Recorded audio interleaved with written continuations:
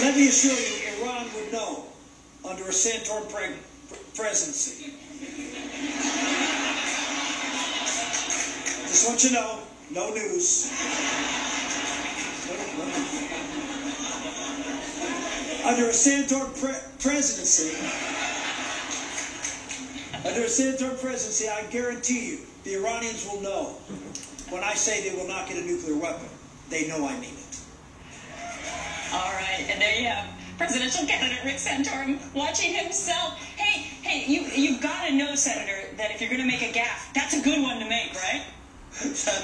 That was a pretty funny one to make. That was about my 4th or 5th town hall meeting. I had done 2 national shows. I'd gotten 2 hours of sleep. It was like the last of the night, and I must admit I was a little punchy, and that sort of slipped out. But it was a funny one to make. Yeah.